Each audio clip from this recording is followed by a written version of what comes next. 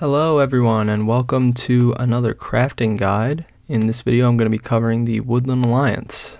Let's just go ahead and start talking about it. So the biggest thing that you're going to want to keep in mind when crafting, especially at the beginning of the game, is crafting versus mobilizing versus training with your cards. Since we're doing pretty much everything that our faction does with cards in the early game, we're going to need to consider this heavily. And here are the general guidelines I've come up with after my Woodland Alliance games and experience. So we do need to get a base on the board as soon as possible. So with this in mind, we're going to always mobilize before crafting if we don't have a base on the board before our first revolt. There are a couple of cards I would hold on to and not mobilize, but I probably wouldn't do that at the cost of not having enough supporters to revolt, right? So I would keep like a propaganda bureau in my hand. I would keep like a Corvid planners in my hand, maybe a coins, and that might be it. I had a game where I kept Corvid planners in my hand at the cost of revolting on turn 2, and it didn't go well. You're always going to want to prioritize revolting as soon as possible, is my advice. I personally like to rush to 4 officers, and one way that we can accomplish this, getting to that 4 officers as quickly as possible, is when we have cards to craft, crafting cards that don't match our base first, if we can afford to do so, and then train with those cards that do match our base. If we get to 4 via a second base, that's nice, but I've found that it's possible, fairly reasonable to win a game with 1 base. Not ideal, but doable. Just something to keep in mind, not necessarily crafting related, but I thought I'd throw that in there. Once the above criteria are met, we're great crafters. We're just going to craft. We're going to craft for points. We're going to craft for improvements, and we're going to keep doing that throughout the rest of the game. Especially in the later stages of the game, where martial law is going to be everywhere, and organize is going to take the place of spread because it's much more efficient at scoring us points. And the upside of 1 card is it's worth a lot more when you're crafting it for points than it is when you're mobilizing it for 1/3 of a spread for maybe 1 more point than if you had crafted it in that late game. So at this point, crafting would take precedence over mobilizing.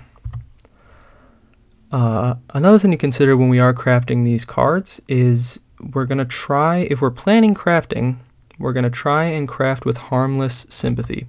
So what do I mean by that? We're going to set up crafting with sympathy that doesn't threaten opponents. So this could be sympathy in clearings that match our base. And if we need to, we can remind opponents that we can't revolt there. They might be looking to destroy it because they're afraid you're going to destroy a building or cut off an important clearing for them. And if they seem to express interest in battling it, just maybe a quick reminder that you can't revolt there might change their mind. Worth a shot.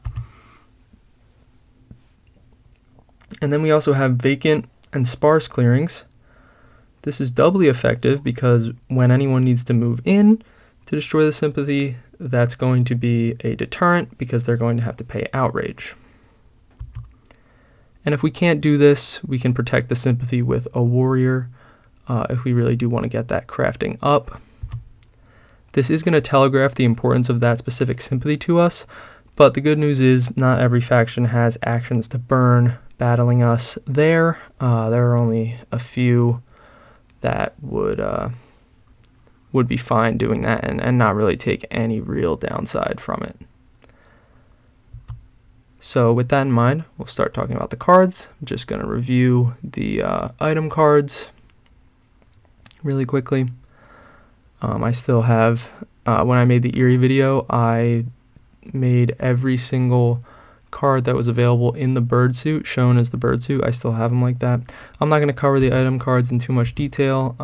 I did that in the cat video, so if you haven't seen that one yet, you could go back and check that for just a brief rundown on the items, but not really required. You can get a pretty good idea, or you probably have a pretty good idea already if you're watching this video. Coins are probably the one that I would hold, instead of mobilizing early, or at least I'd consider it. 3 points is 10% of our win, so they're very nice bursting item that we can hold on to. And then I'll just cover the other ones. And like I had in the Eerie video, and for all my videos going forward, the number of copies of the card available in the deck is in parentheses along with its name. So getting on to our first crafted improvement, we have Charm Offensive. At the start of evening, may draw a card and choose another player to score 1 point. So this is a great card because cards feed our engine. And we get to receive this card before taking any of our evening actions because it happens at the start of evening. So maybe we draw a card that allows us to react and protect relevant sympathy if we're interested in crafting that card. Or maybe we can pick off undefended cardboard with no risk if we just drew an ambush, right? So there's a couple neat little interactions that this card gives us beyond just giving us that extra draw of a card. And there are a couple cool little interactions with the extra point as well that I talked about in the cats video. One of those, the most interesting to me anyway, being you can tie a player for the lead in points with Charm Offensive before you, at the end of your turn, pass the hireling to them and thereby reduce the number of potential turns they can control that hireling for. It can take the place of a second base, right? Because bases, well, only in terms of card draw, because bases increase how many cards we draw per turn. It's not going to get you easier organizes per se, so it doesn't completely fill the role of the second base, but in terms of drawing cards, it can supplement you for a while, and maybe you can delay getting that second base until the very, very late game. False Orders. In Birdsong, may discard this card to move half of an enemy's warriors rounded up from any clearing as if you were that player, ignoring rule.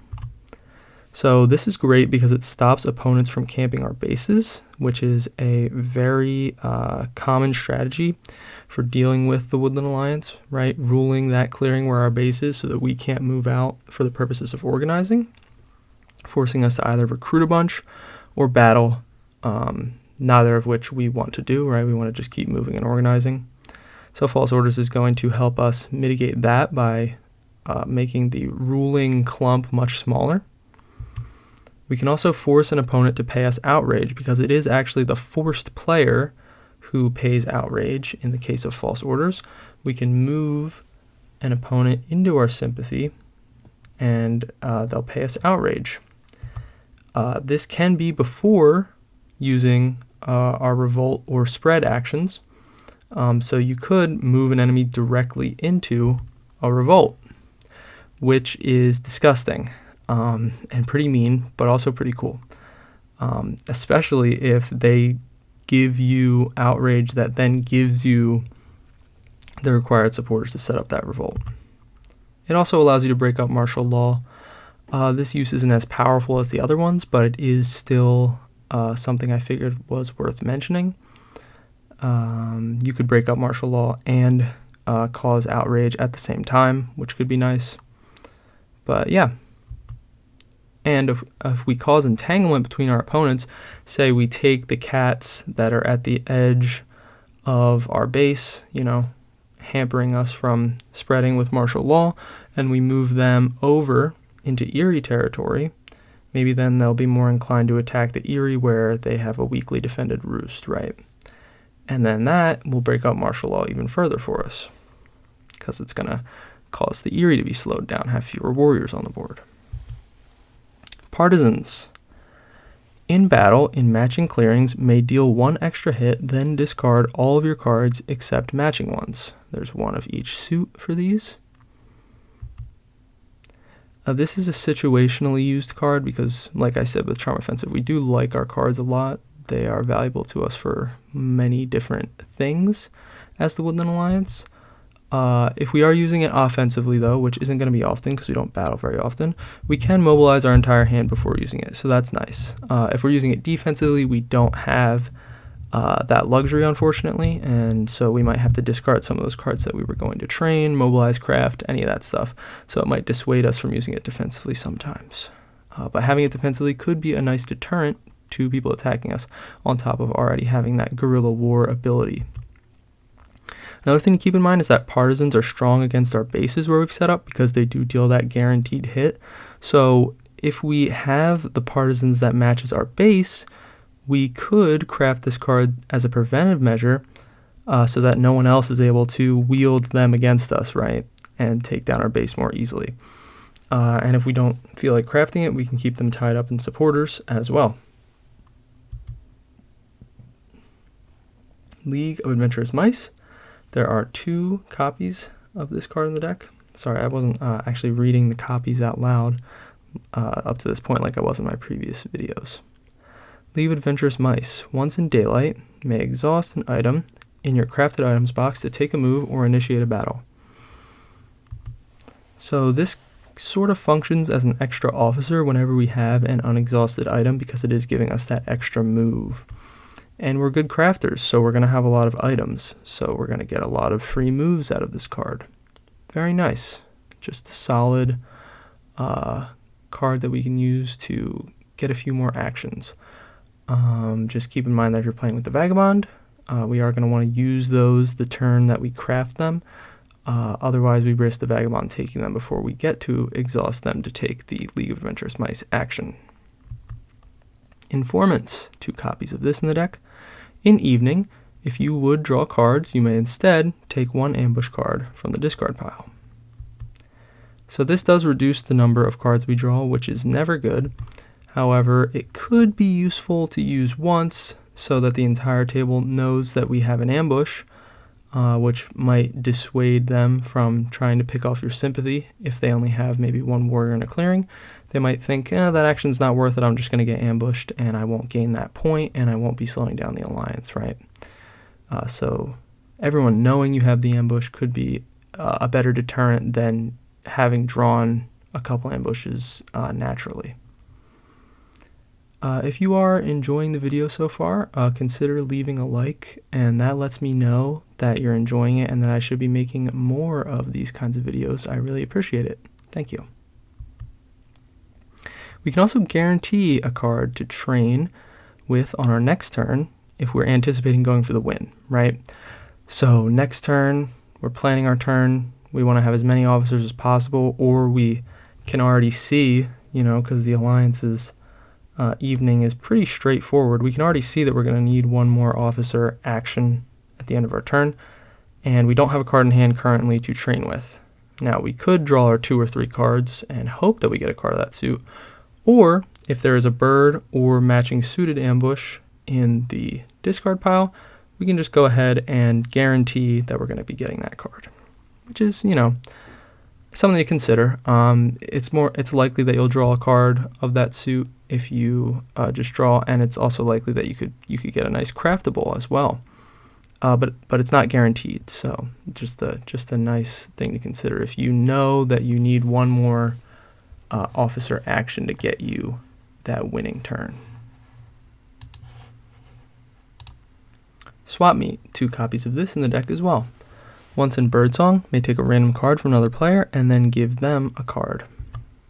So we can use this to fish for items and strong improvements, and we're going to want to pay attention to the otter, lizard, and mole hands, right? Because otters have a public hand, and lizards and moles reveal cards that take actions. So we can keep an eye on those for items for Propaganda Bureau, for Corvid Planners, for bird ambushes, any of that stuff, and try and steal them. We can also use Outrage to scout the hands of other factions, because when a faction doesn't have a matching card to pay for Outrage, they show you their hand and then you draw from the deck. So you could potentially scout a nice card from another faction that way. And sometimes you just don't want a certain suit of cards.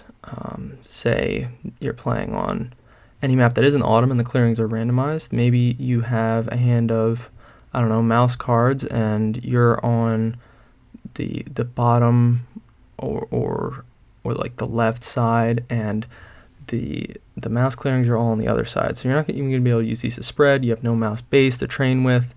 They're pretty much useless to you, at least for now. So you can go ahead and get rid of them with swap meet and try and get better suited cards.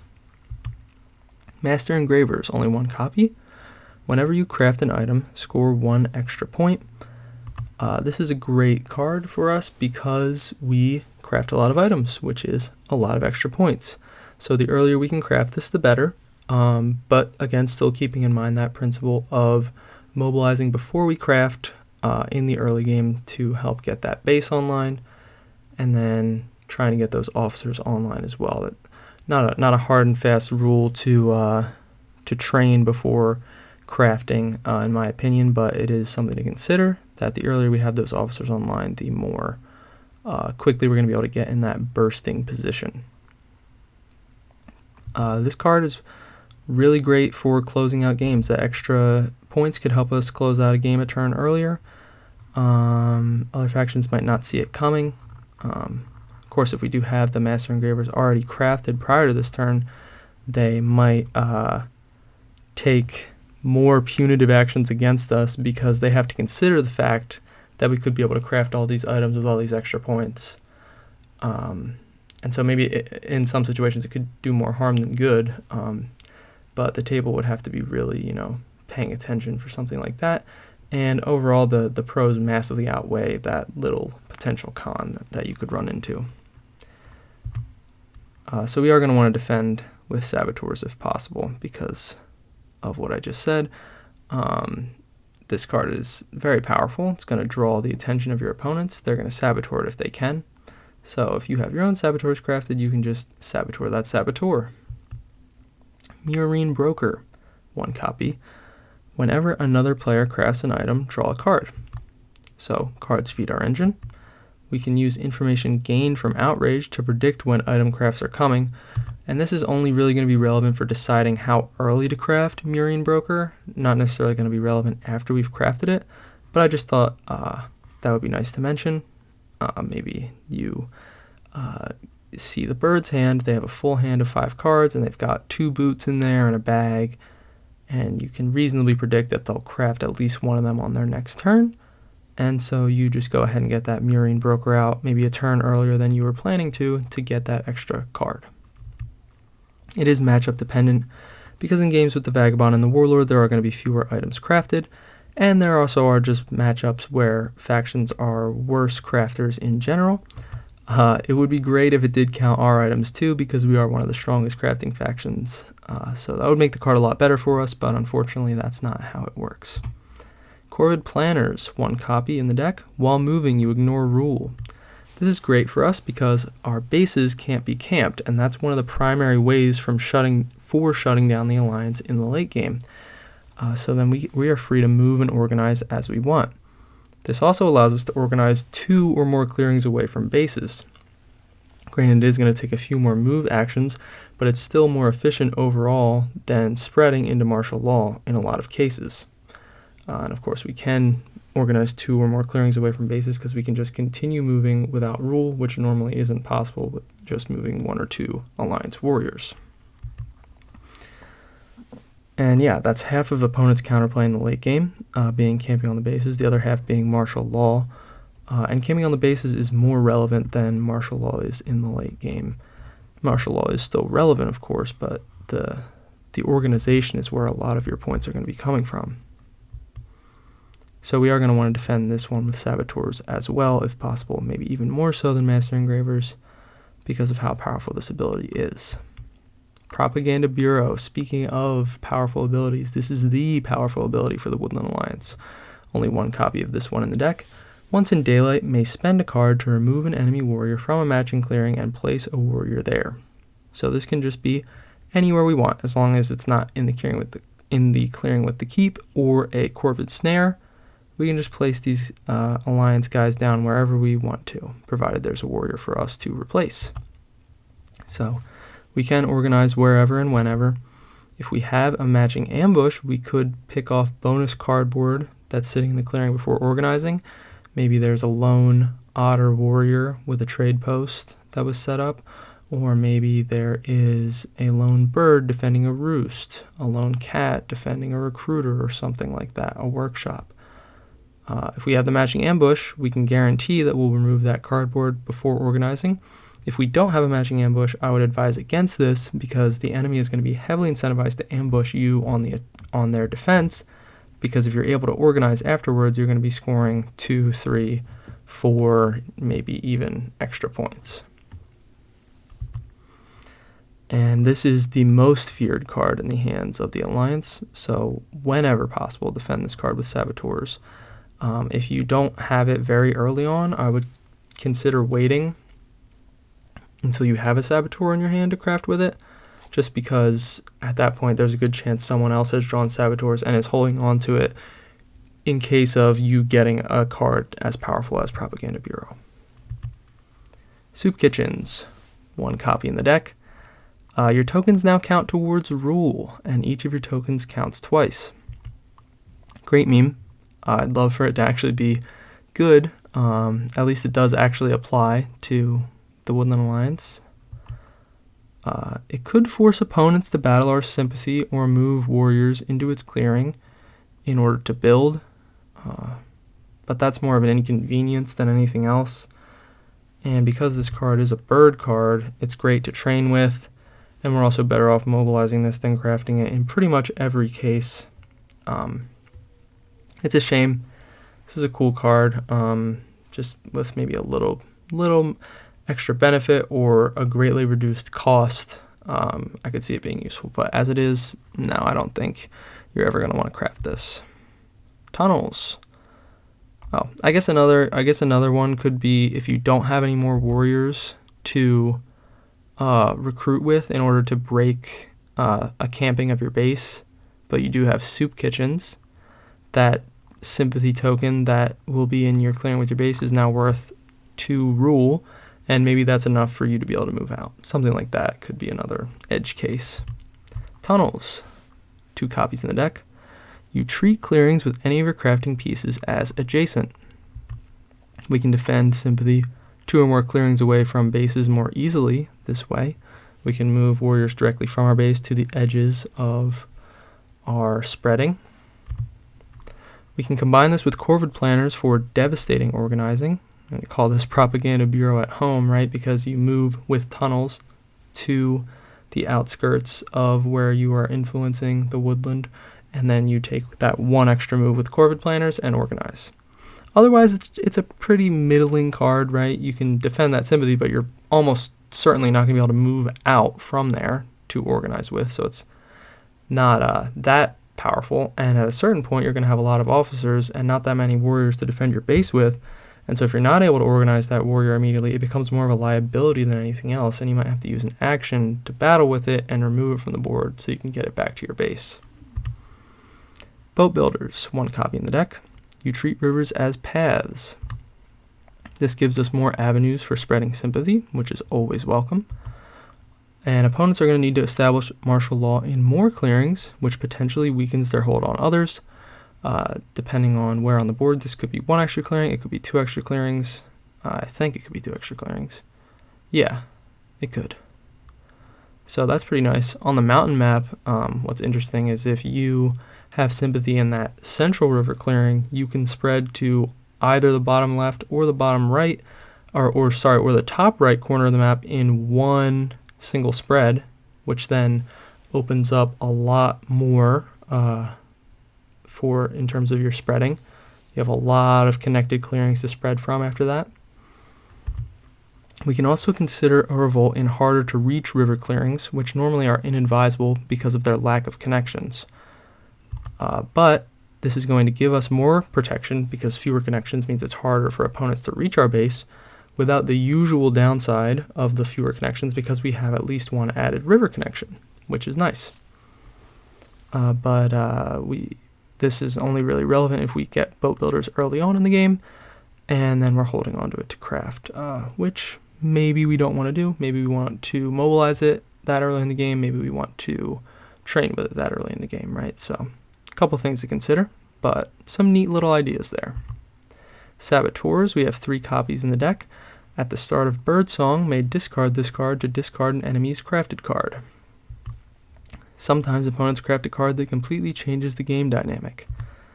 This is going to be a judgment call on our parts whether to craft, train, or mobilize this card, as is pretty much the case no matter which faction you're playing. It being a judgment call, not the specifics. So examples would include coffin makers in a high aggression game, right? Strong crafting factions, especially otters with master engravers, us as well if we weren't, the ones crafting the saboteurs. Swap meet if another faction is targeting us for craftables, or the partisans matching our base, like I mentioned, can be very scary in the hands of the correct faction because it can essentially guarantee them the removal of our base in certain situations, which is no bueno. So at all costs, take that partisans matching our base from the game if it's in the hand of a faction like the Eerie or the Lord of the Hundreds. I would say moles, but I don't think moles are very likely to use that on us because they do need cards for actions and for swaying, so discarding most of their hand is not going to be beneficial for them. And false orders.